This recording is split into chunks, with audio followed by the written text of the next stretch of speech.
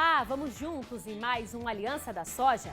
Toda semana trazemos análises e informações de mercado, tecnologia e sustentabilidade para que você, produtor, fique sempre bem informado.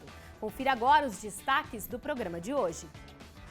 Soja de baixo carbono, conheça os benefícios econômicos e sustentáveis.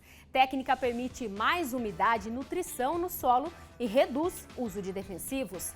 Embrapa projeta disponibilizar até 2023 ferramenta para identificar boas práticas agrícolas e medir parâmetros de produção. E ainda nesta edição, vamos conversar com o presidente do Conselho Diretor da Associação Brasileira do Agronegócio, a ABAG, para saber qual o caminho o Brasil deve seguir para validar a produção sustentável e valorizar a soja brasileira no mercado mundial.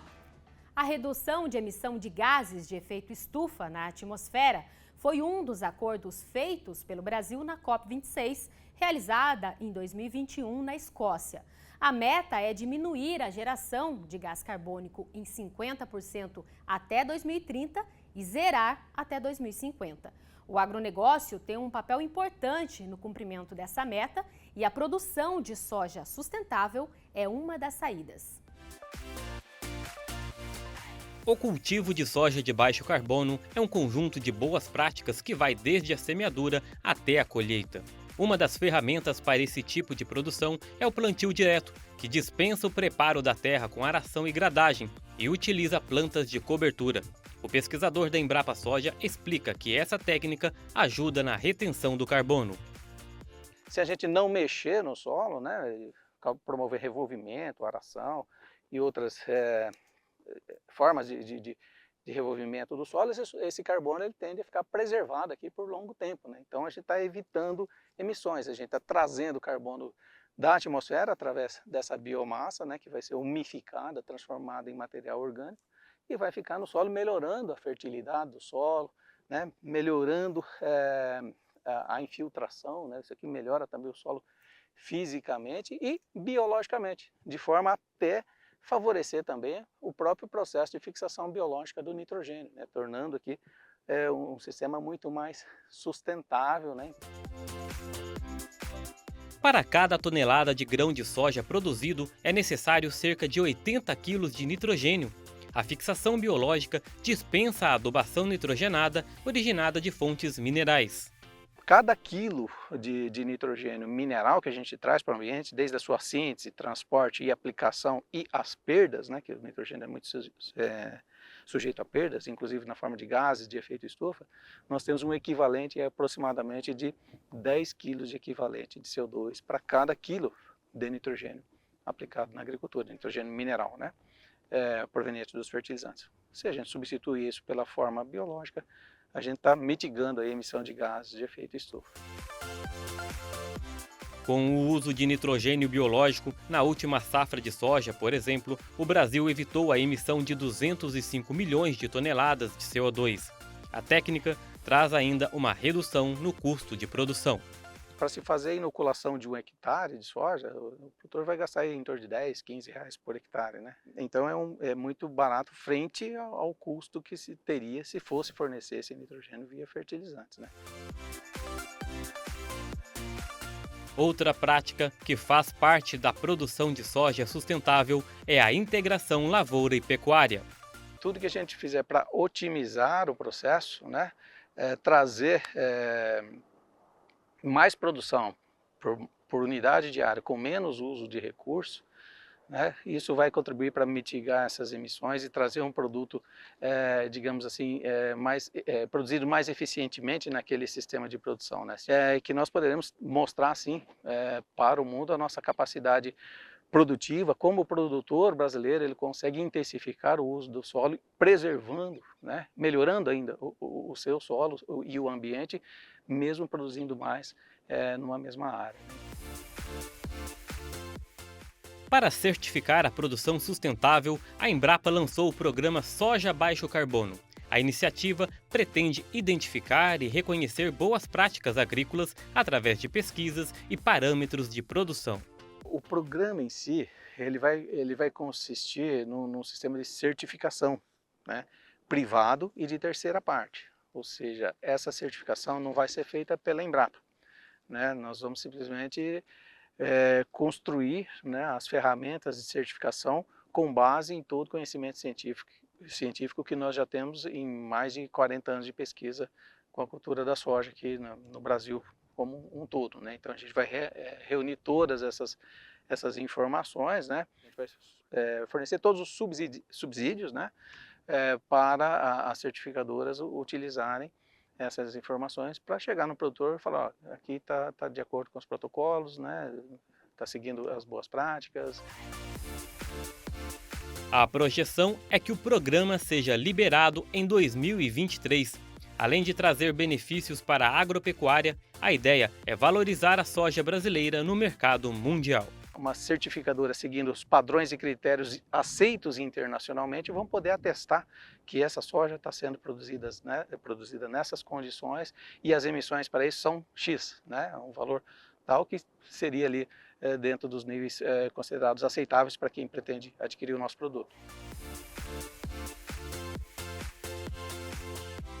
A gente vai para um rápido intervalo e na volta vamos conversar com o presidente da Associação Brasileira do Agronegócio, Luiz Carlos Correia Carvalho, e saber como fica a soja lá fora, principalmente para o produtor que aderir ao programa de soja de baixo carbono e que terá um produto diferenciado no mercado.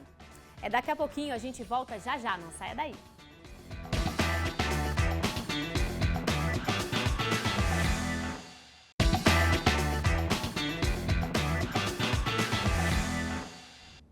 O Aliança da Soja já está de volta e a gente continua falando sobre a produção de soja de baixo carbono.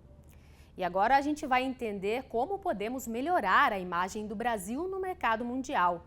Vamos começar então abordando o tema de forma macro para saber qual o caminho para melhorar, mudar essa vitrine na questão de produção sustentável, já que o país tem a adoção de boas práticas, mas ainda recebe muitas críticas. E para isso eu converso agora com Luiz Carlos Correia Carvalho, que é presidente da Associação Brasileira do Agronegócio, a ABAG. Luiz, a gente tem observado então que não basta ter boas práticas na lavoura, ainda é preciso provar para o mundo sustentabilidade na produção. Nesse sentido, qual o caminho o Brasil deve seguir daqui para frente? Seja bem-vindo. Olá, Flávio, é um prazer falar com vocês. Você tocou no ponto sensível, é isso mesmo. O Brasil é, de fato, uma potência agroambiental. E isso assusta, claro, os outros exportadores que competem conosco, porque sempre, há muito tempo já faziam isso e continuam com o protecionismo e agora o chamado precaucionismo. O Brasil tem que ser mais proativo, o Brasil tem que trabalhar mais ativamente a questão da Organização Mundial do Comércio para reverter a narrativa. Nós vivemos um momento no qual a narrativa é mais importante do que o mundo real. Apesar de termos realmente pecado nos últimos anos com um desmatamento maior do que o necessário, nós temos que atuar na correção disso e atuar, digamos, com liderança nessa questão. Luiz, na questão da comunicação, né, você acha que falta mais visibilidade nesse sentido? Até a gente teve agora no ano passado a COP26 na Escócia, isso trouxe de alguma forma mais vitrine, né, para o Brasil. Você acha que também falta essa informação, comunicação? Foi muito bom seu comentário, porque a atuação do Brasil na COP26 foi diferente e foi muito boa e muito elogiada. E foi justamente numa linha, digamos assim, no qual o Brasil mostrou as suas credenciais. Mostrando as suas credenciais, vamos dizer assim, e tendo uma postura proativa, a gente começa a ganhar esse espaço de correção da narrativa. É por aí. E agora, voltando aqui para a questão do desafio dessa produção de soja sustentável, que é o nosso tema, como a gente pode elaborar de maneira mais eficiente a integração lavoura e pecuária para que possa produzir a carne e também a soja de baixo carbono e elas possam andar juntas? É muito importante isso, que, Flávia, a partir do momento no qual a gente caracteriza a nossa sustentabilidade, a qualidade da nossa produção, a questão da produtividade crescente, que só faz reduzir as emissões de carbono, e o trabalho com variedades de soja que buscam essa linha pela qualidade do trabalho da Embrapa e outros. Esse é o caminho, mas lembre-se, sempre nós teremos as dificuldades da narrativa. Ou seja, o foco principal, além do trabalho em pesquisa, que brilhantemente vem sendo conduzido, é que o Brasil se posicione como liderança e participe ativamente desse jogo. Os países começam a criar uma espécie de fronteira de carbono. Nós temos que mostrar que somos absolutamente positivos com baixíssimas emissões. O que o Luiz está trazendo aqui para a gente, né, que são 2 pontos. Um é o manejo propriamente dito lá na lavoura para fazer essa produção sustentável, mas, por outro lado, essa narrativa precisa melhorar, essa vitrine do Brasil precisa melhorar, e aí aqui também é preciso fazer o dever de casa. E aí, levando agora nesse sentido, no início da conversa a gente abordou então de forma mais macro, entendendo a questão do mercado mundial, mas agora voltando aqui para o produtor, que é, né, o protagonista quando a gente fala de produção sustentável, quais são os benefícios para ele, levando em conta já o programa que a Embrapa vai disponibilizar em breve para poder medir, para poder mensurar essa produção sustentável? O produtor pode inclusive ter valor agregado nessa soja com isso? É primordial isso, porque na COP26 nós tivemos um avanço importante que foi, digamos, a discussão do artigo 6º, que criava dificuldades para a criação do mercado global de carbono. Isso caminha muito bem, deve caminhar acelerado e o Brasil terá grandes oportunidades. Quando eu falo Brasil, eu digo o produtor.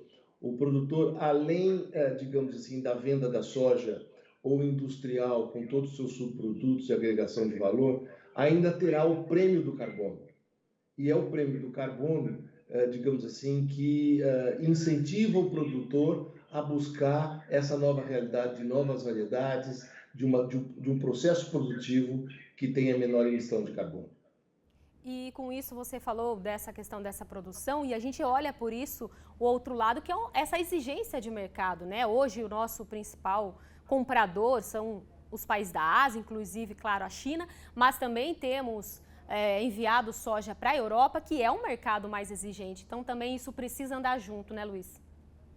Sem dúvida alguma. O que a gente não pode, viu, Flávia, é ter no país posicionamentos diferentes, às vezes do próprio agro, digamos assim, às vezes até entrando na armadilha que os europeus acabam colocando para a gente. Nós temos que nos unir, aí eu falo a questão público-privada, governo, setor privado, para ter um discurso, para ser mais proativo, para ter coordenação. Eu vou tentar trabalhar muito nisso, porque sei da competência do nosso agricultor. Ninguém produz uma soja melhor que o brasileiro.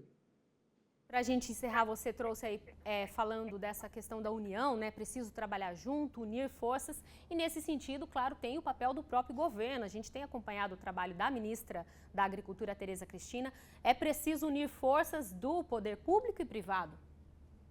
Exatamente. Se você olhar a ministra Tereza Cristina, o ministro Joaquim do Meio Ambiente, que também fez um trabalho junto com ela excepcional na COP.